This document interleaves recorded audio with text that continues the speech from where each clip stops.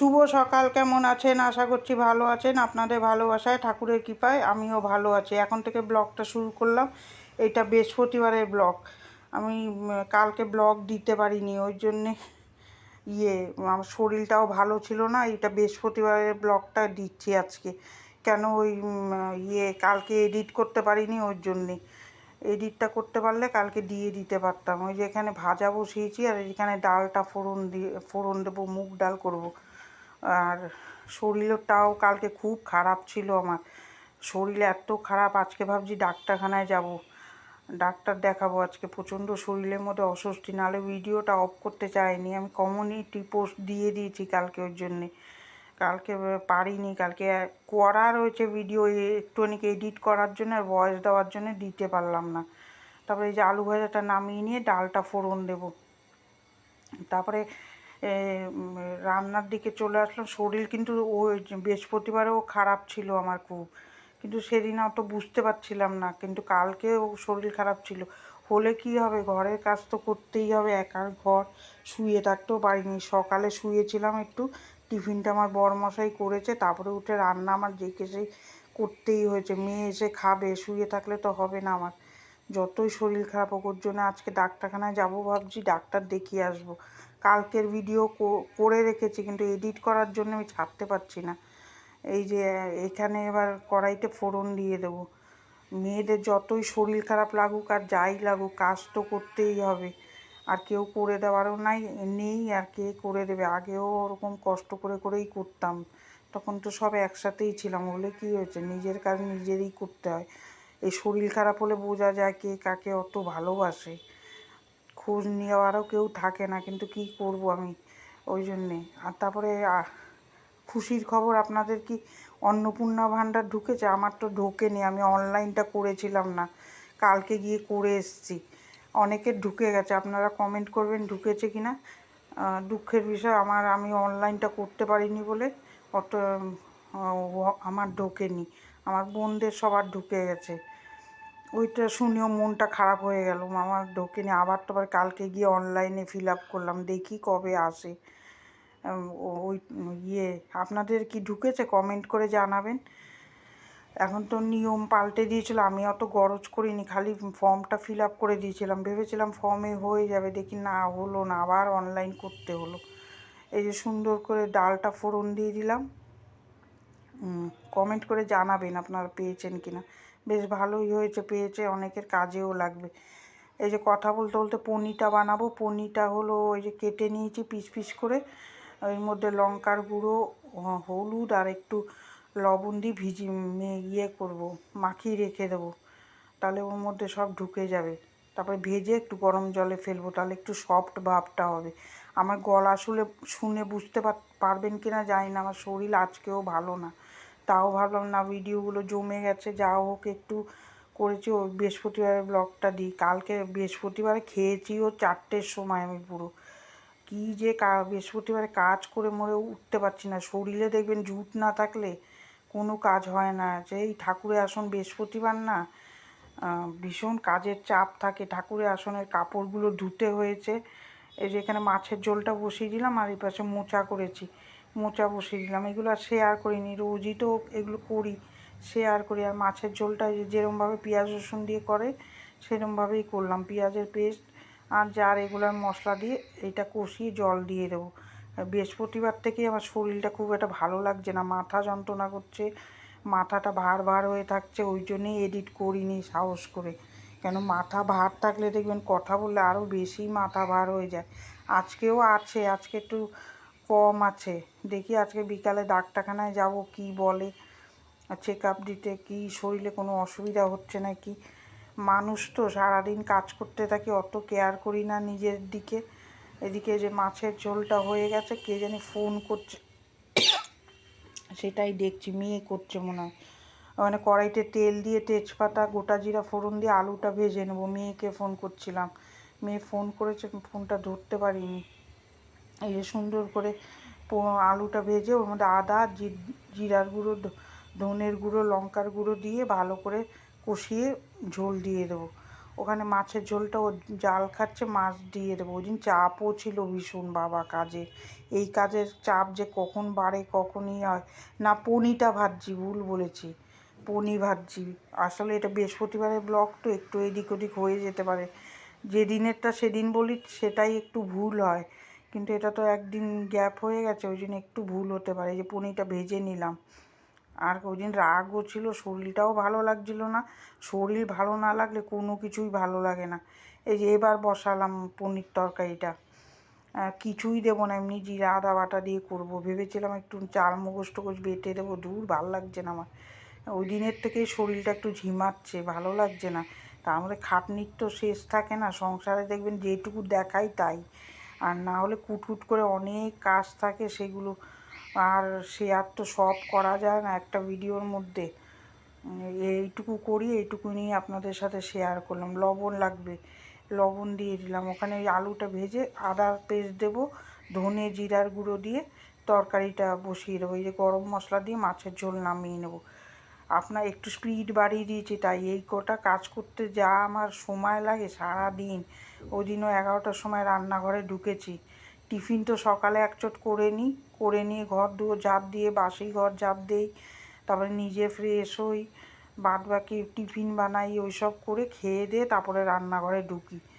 এই যে রান্নাঘরে ঢুকবো 2টো 1:30টার আগে তো বেরোতেই পারবো না। এই যে দাঁড়াবো এসে একভাবে দাঁড়িয়ে রান্না করাতেও মনে হয় শরীর খারাপ লাগে, কিন্তু কি করব, এখানে তো নামিয়ে কাজ করা খুব অসুবিধা হয়ে যাবে গ্যাস, ওই জন্য নামাতেও পারি না। বসে রান্না করলে একটু আরাম মতন লাগে, কিন্তু এইভাবে একভাবে যদি 4-5 ঘন্টা দাঁড়িয়ে থাকি, যে কীরকম লাগে আমার শরীরের মধ্যে। রান্না করার পরে আর ইচ্ছা করে না যে বাসন মাজি, ঘরদোর মুছি। মেয়েটা থাকলে তাও ওই কুটকাট কাজগুলো করে দেয়, এখন তো আমারই সব করতে হয়। এদিকে আবার ভিডিওর কাজ করতে হয়, ভিডিওতে ফেসবুকে ভিডিও ছাড়ি, শর্টে, এগুলো এডিট করা কতটা যে ঝামেলা। যে বাসনগুলো গুছিয়ে নিচ্ছি, তাও এত তাড়াতাড়ি করব, করে আর উঠতে পারিনি। মেয়েটা খেতে চলে আসবে 2:30টার মধ্যে, আমরা নিজেরাই খেয়েছি ওদিন 3:45-4টের সময়।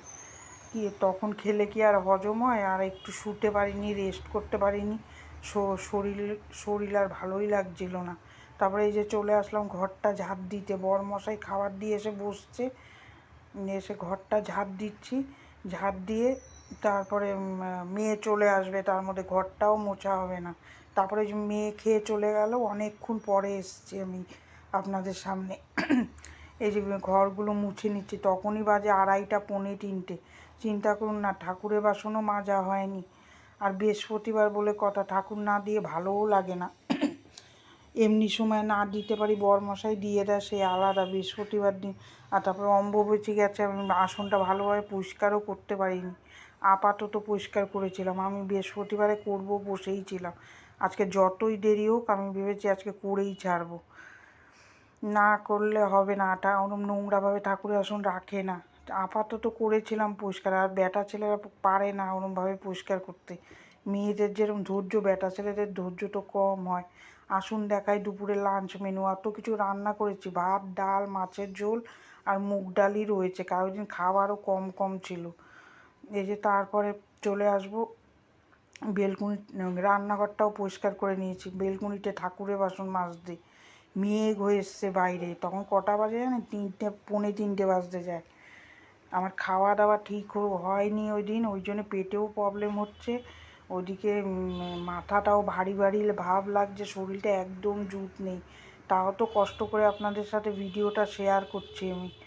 আজকে ভাবলাম না, ভিডিওটা দিয়ে দিই, নাহলে আমি ভিডিও করতে পারবো না। দুটো মোবাইল পুরো স্টোরেজ ভর্তি হয়ে গেছে, কালকেও করে রেখেছি, ওইটা আবার কালকে পাবেন। এই যে সুন্দর করে লেবু দিয়ে মেজে নিচ্ছি। এগুলো মাজতেও তো অনেকটা সময় লাগে। আমার কাজ ছাড়া আর কোনো কিছুই হয় না, এই সারাদিনই কাজের উপরেই থাকি।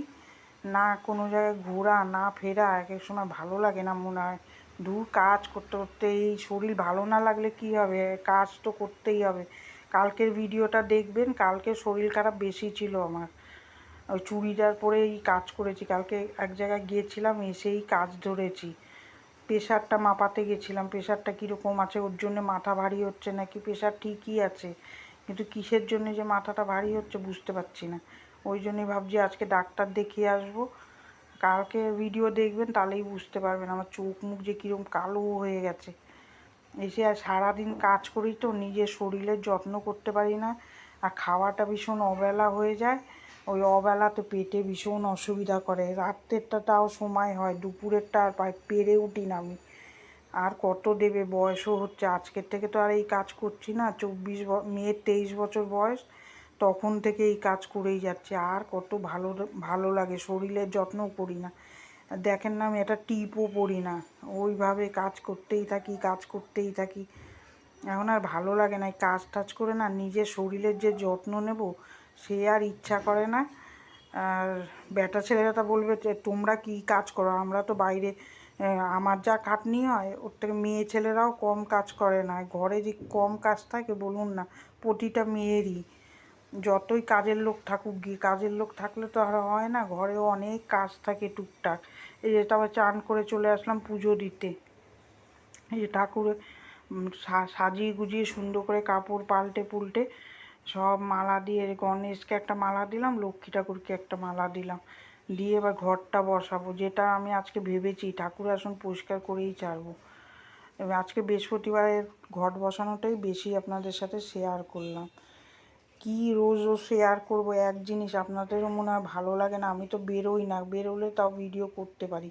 ওই দিন মেলায় গেছিলাম, তার জন্য ভিডিও একটু দিয়েছি ক্লিপ কটা, কিন্তু আমি তো বেরোই না। আমি যা করি তাই আপনাদের সাথে শেয়ার করি। আর তাছাড়া বেরোনো আমার হয় না, হাট বাজারে আমি যাইও না বেশি যে আপনাদের সাথে শেয়ার করব। মনে হয় 10 দিনে একদিন, 10 দিন কি কবের থেকে বেরোই না ঘরের থেকে, কাজ করে আর বিকালে বেরোতেও ইচ্ছা করে না আমার। এত গরম পড়েছে, বৃষ্টি হলে কি হবে বাবা, এবার একদম রেকর্ড পড়া গরম পড়েছে। বৃষ্টি হলেও ঠান্ডা হচ্ছে না, প্রচণ্ড অস্বস্তি গরম। আরে আর সহ্য হচ্ছে না। এই যে ঘরটা সাজিয়ে গুজিয়ে নিয়ে বসিয়ে দিলাম। আর ঠাকুর দিতে দেখবেন অনেক সময় লাগে, একদম হুড় করে ঠাকুর দেওয়া যায় না, তাড়াহুড়ো করে। বরমশাইও বসে আছে খাওয়ার জন্যে। আমি বলেছিলাম খেয়ে নাও বেড়ে, আমার দেরি হবে। উনি আবার খাবে না, ওনাকে ভাত বেড়ে দিতে হয়, উনি সব কাজ করবে কিন্তু ভাত বেড়ে দেই, ভাত বেড়েই দিতে হয়। আর ভাত বেড়ে না দিলে, বেটা ছেলে মানুষ ভাত বেড়ে খাওয়াও ভালো না। একটু বেড়ে পুড়ে দিলে মেয়েও পারে না, বাবাও পারে না, আমার দিতে হয়। আমিই বেড়ে খেতে পারি না, এখন আমাকেই কেউ বেড়ে দিলে ভালো হয়, কিন্তু ওদের বেড়ে না দিলে সেই খাইতে পারে না। ও বসে আছে, আমি বলছি খেয়ে নাও, তুমি গিয়ে বেড়ে খেয়ে নাও। আমি এখন তার গিয়ে দিতে বসলাম, আর আবার 5টা বেজে যাবে ঠাকুর দিতে। আমারও শরীরটা আর ভালো লাগছিল না। এই যে সুন্দর করে এবার জল দিয়ে একটু মিষ্টি এনেছে লাড্ডু, ওই লাড্ডু দিয়ে পুজো দেবো, অল্প ভেঙে দেবো। ঠাকুরকে একটা বাতাসা দিলেও, মন দিয়ে দিলে দেখবেন ওইটা কাজে দেয়। ঠাকুরকে বেশি বেশি খাওয়ালেই যে ঠাকুর দেখবে সেটা না, যেটুকু মন দিয়ে দেবেন ঠাকুরকে সেটুকুই নেবে। আমার যেটুকুনি সেটুকুনিই দেই। এই যে লাড্ডু এনেছে, ভেঙে প্রসাদ দিয়ে দেবো। আমাদেরও তো অবস্থা সেরকম না, ঠাকুর সবই বোঝে, সবই দেখছে উপর দিয়ে, আমার বলতে হবে না। দেখতে তো পাকা ঘরে থাকলে কি হয়েছে, যা অবস্থা আমাদের ঘরে আমিই জানি, যে সংসার করে সেই জানে তার সংসারের ব্যাপার। এই যে কাজ করলে পয়সা, না কাজ করলে কোনোই পয়সা নেই। একদিন যদি ব্যবসা বন্ধ করি তাহলে ব্যবসা হয়ে যাবে। মেয়ে কাজ করে, মেয়েরও তো একটা খরচা আছে, সব তো আর ওর কাছে নিয়ে নেওয়া যায় না। এই যে সুন্দর করে ঠাকুর খেতে দিয়ে দিলাম। আর এবার করব, কি জানি, ওই ধূপকাঠি মোমবাতি ধরিয়ে পুজো দিয়ে দেবো। এখন কটা বাজে জানেন? 3:15 বাজে। এত বেলা হয়ে যায়, আমার এত বেলা করে না কাজ ভালোও লাগে না, আর আমার একদম টাইমে করি যতই কষ্ট হোক। কিন্তু ওই দিন যে কী হয়ে গেল কাজের, পুরো একদম আবোল তাবোল। বসিনি কিন্তু বেশি, এক দিন দেখবেন কাজের কোনো ঢকপথ পাওয়া যায় না, আবার এক দিন দেখবেন দেরি করে ধরলেও তাড়াতাড়ি হয়ে যায়। আমি ভেবেছিলাম আজকে রান্নাও তাড়াতাড়ি হয়ে গেছিলো। এই যে দেখুন ঠাকুরটা কি সুন্দর লাগছে না। ভিডিওটা এবার এখানেই শেষ করে দেবো। ভিডিওটা কার কার ভালো লাগছে একটা লাইক দেবেন, সাবস্ক্রাইব করে আমার পাশে থাকবেন। এই ছোট্ট পরিবারটার কাছে বোন ভেবে, দিদি ভেবে, আর বয়স্করা যদি দেখেন তারা দেখে একটা শেয়ার